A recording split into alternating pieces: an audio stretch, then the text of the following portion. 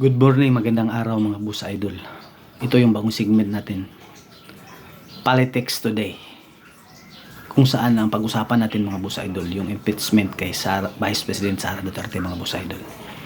Ngayon mga idol, yung Congress pumirma yung 1/3 sa kanila na i-impeach si Sara Duterte mga boss idol.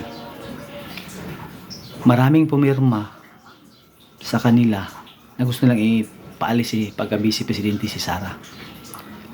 Nagtatagalog tayo mga boss idol kasi marami tayong mga followers na Tagalog. Hindi sila makaintindi ng Bisaya kasi nagtatagalog tayo mga boss idol. Ngayon mga boss idol, ang reality niyan mga boss idol. Gusto nilang mapaalis si Sara Duterte ma-impeach para sa next election. Kasi si Martin Romualdez tatakbo yan pagka presidente. Na ngayon ang sa survey ang pinakamalakas na presidential aspiring candidate si Sara Duterte, si Vice President. Ngayon sinisiraan, gusto lang siraan si Sara, ang reputasyon ni Sara, para wala na silang kalaban sa pagtakbo ni Martin Romualdez, Speaker Martin Romualdez mga boss idol.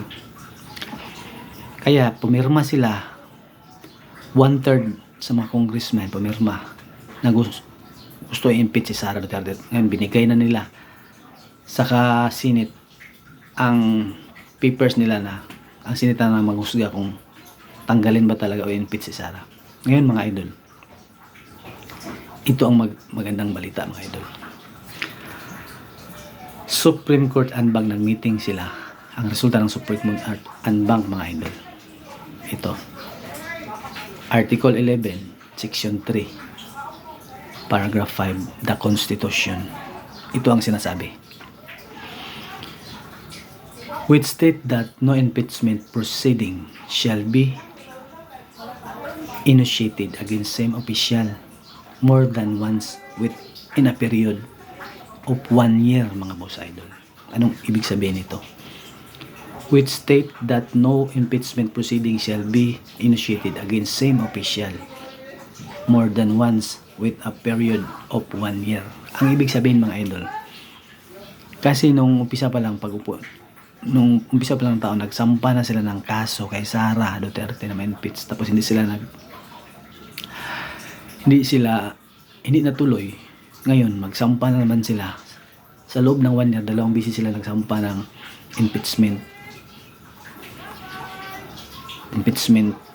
trial kay Vice President Sara Duterte. Ngayon, bawal sa batas. Kasi ang sinasabi ng Article 11, Section 3, Paragraph 5, the Constitution, which state that no impeachment proceeding shall be initiated against same official more than once in a period of 1 year, mga boss idol. Ngayon, kung titingnan natin mga boss idol, marami ng mga congressman, halos 1/3 ng mga congressman hindi nag-aaral ng batas mga idol, kasi hindi na alam na bawal yan. Pumirma pa rin sila. Bawal i-impeach ang isang public official sa 2 beses sa loob ng 1 taon mga boss idol. Ngayon, sila ang napahiya ngayon sa mga tao kasi lumalabas na wala silang alam sa ginagawa nila mga boss idol. Inutusan ngayon sila ng 10 days sa Supreme Court na magpaliwanag tungkol dito mga idol, kasi wala nang kwenta yung impeachment nila. Wala nang kwenta mga boss idol. Napahiya pa sila sa mga taong bayan. Yan ngayon ang malaking lamang ni Sara Duterte. Lalo pa tumataas yung rating niya sa ginagawa nila mga idol. Yan ang mahirap sa kanila kasi pirma lang ng pirma, hindi nila alam kung tama bang ginagawa nila o mali. Ayon sa Article 11, Section 3, Paragraph 5, the Constitution, mga boss idol. Maraming salamat sa pagpanood nyo sa ating video mga idol. Maraming salamat sa mga followers natin na mga boss ma'am. Saludo ko sa inyo.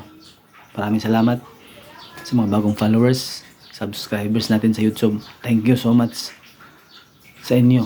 Sana bigyan pa kayo ng maraming grasya sa Panginoon, saka mataas na buhay, magandang pangangatawan. Ito pa rin si Batman Pete Pederer, Batman Pat Pedro nagsasabi, hindi mahalaga kung paano mo inumpisahan. Ang mahalaga kung paano mo ito tapusin. God bless. Maraming salamat. King, ging, ging, ging.